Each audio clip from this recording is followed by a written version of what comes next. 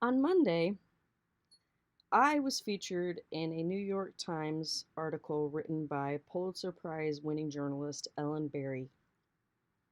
And the topic was a fake death in Romancelandia, which was discussing the incident relevant to Susan Meachen and the perpetuated story of her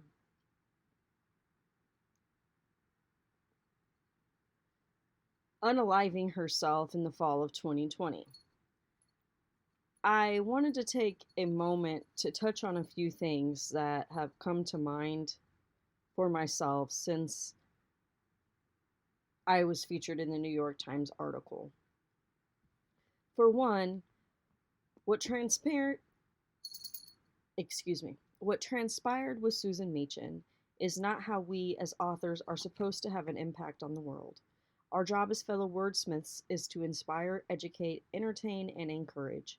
That is how we make an impact and influence the world and readers in a positive way. Our job is not to create new realities or transcend the pages of fiction to generate trauma for the public. That is abusive, toxic, and shameful.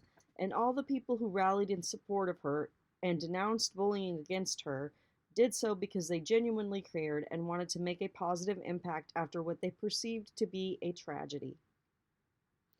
As a writer, you have a job and a responsibility, and it is not to bring tragedy and turmoil into the actual lives of your readers and fan base.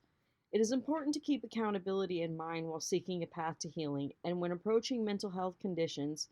And being a person who also suffers from them, I empathize with the severity of this situation, but that does not mean accountability is muted or should be overlooked. If I ever had a health incident arise and needed to step away from the industry, my daughter would be the one to inform my audience. But never could I imagine anyone encouraging a young adult child to perpetuate a lie about such a serious topic, because the connotations and trauma that causes on innocent people is unjust, and those negatively affected by this experience have been completely blindsided for genuinely caring about Susan's welfare and wanting to make a difference. I will always encourage and advocate standing up in difficult honesty and taking accountability as a necessary step on the path of healing. Call it on one's recognizance, if you will. Thank you.